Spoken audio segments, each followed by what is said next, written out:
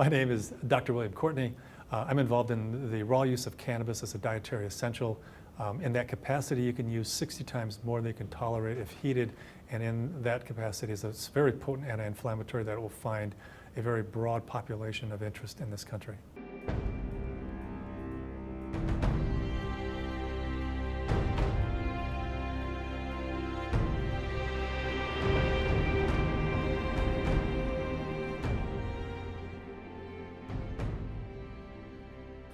I'm Donald Abrams, and I'm Chief of Hematology Oncology at San Francisco General Hospital and a Professor of Medicine at the University of California, San Francisco.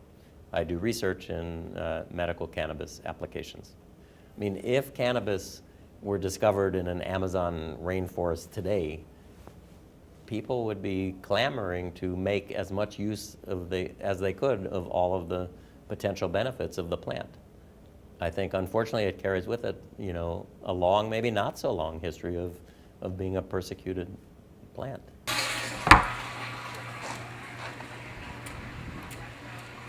5 years ago, I wouldn't prescribe cannabis for a fellow I went to medical school with because I was such a skeptic. And now it's real clear to me that cannabis, it's a vegetable. It's not psychoactive until humans alter it chemically. No other animal alters it. So the whole psychoactive thing is a human aspect of the plant that has nothing to do with the 34 million years of evolution that the plant has. It's captured these molecules that help our body's regulatory system be more effective. And its bottom line is it's a dietary essential that helps all 210 cell types function more effectively. And so I never even refer to it as medicine anymore. It's strictly as a dietary essential. It only becomes a medicine once you have a breakdown and a condition has become very serious and the system, your body's being overwhelmed. Then cannabis can be manipulated, i.e. heated, concentrated, to become a medicine. But in its best form, it's a preventative. And preventing diabetes is a lot better than trying to treat it. Preventing cancer is a lot better than trying to treat it. I think cannabis is a medicine that is anti-inflammatory, antioxidant, and probably has some direct activity against cancerous cells. So, the federal patent is phenomenal.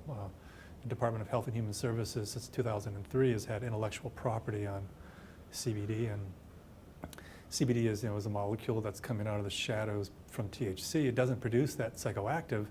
The majority of my patients don't want to get high at 8 o'clock in the morning and be high all day long. But a lot of them do have arthritis, car accidents, autoimmune disorders, rheumatoid, and they start out their day in pain, and they're in pain most of the day long. And so they're looking for relief but clarity, and that's what these eating the plant raw.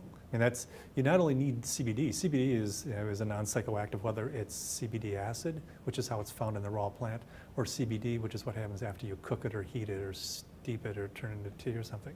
But THC acid is the real tricky molecule in the raw plant, totally non-psychoactive, phenomenally beneficial as a molecule. Once it's heated, it turns into THC, and then the tolerable dose drops from hundreds of milligrams a day to 10.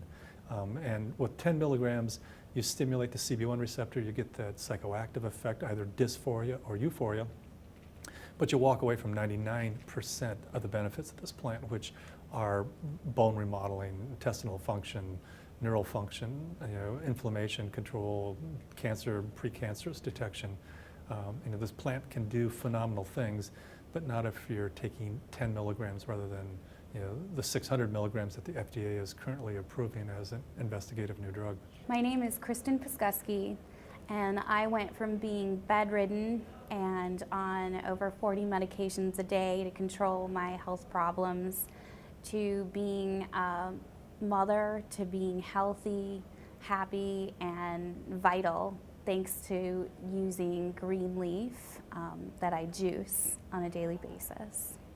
Yeah, I was diagnosed with lupus and rheumatoid arthritis when I was 16, and then interstitial cystitis, painful bladder condition, endometriosis, cervical cancer. I was told I was sterile and would never have children, and hypothyroidism, chronic infections. I've had 16 surgical procedures, and I'm resistant to most antibiotics and have chronic infections.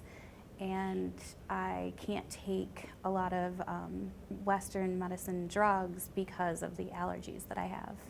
I also have asthma. I'm allergic to most environmental factors and different skin rashes.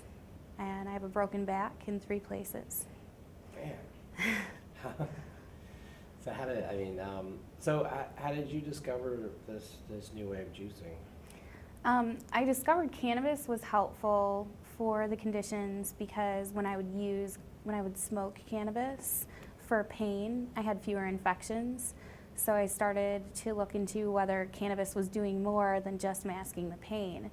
And I moved to California to be able to use cannabis legally, but I still didn't have the type of healing that I anticipated with smoked and heated cannabis.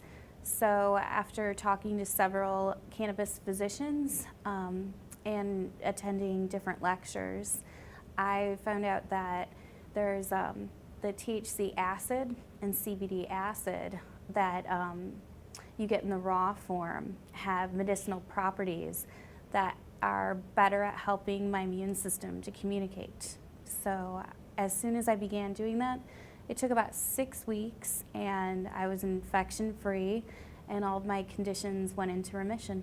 And what many of my patients do is they plant a plant every day and they pick a plant every day. If you let the plant grow to a certain size, you may be able to use half a plant a day. So a plant therefore would last for 2 days. So therefore you need 1 plant every other day. So the total number of plants depends on whether you have a plant a day, a plant every other, or a plant every 3 days, depending on the space available. But most of them are trying to do this whole thing on a single 400-watt light. And they use a fluorescent light to keep a mother alive, and they produce a clone. They start a plant. They pick the whole plant, strip the leaf and flower, juice that. Good indication that the roots are also useful. Stalk is a little fibrous, can bind up a lot of juicers and ruin the juicer because it's just so strong. So I generally strip the stalk and throw that away because it's just too fibrous. But juice that, it produces a small amount of juice, very concentrated, quite acidic. Yeah, that has to be diluted. You can dilute it with fresh vegetable juice, fruit juice, or something that you buy off the shelf. The only time I've needed antibiotics in the last 4 years is when I was unable to do the juicing regime because I was overseas.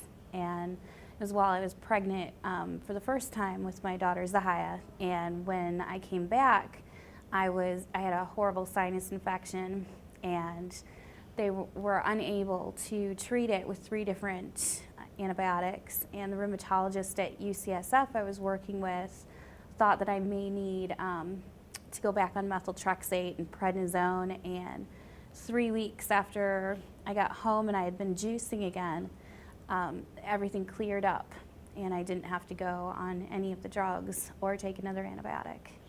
And at this point, I'm developing strains. Yesterday, stumbled on a strain that's 22% CBD acid. The plant that I had the day before that was 1%.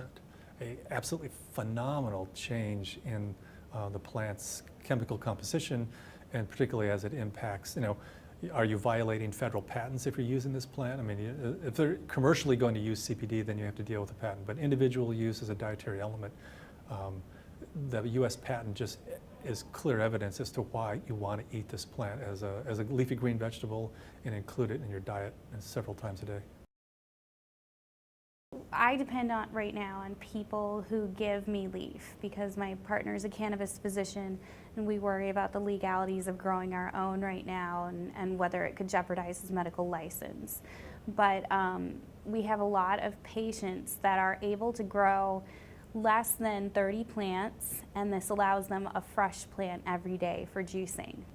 My number 1 project is to get the Convention 1 treaty, which is a UN committee that produced this treaty that I think there's 104 countries that have signed on to it, which says if you have, grow, possess, transport cannabis, you should be imprisoned.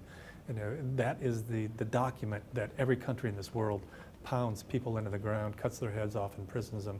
And so you take this information that unheated, it's not psychoactive, it's a vegetable that improves the function of your immune system and bone metabolism and musculoskeletal.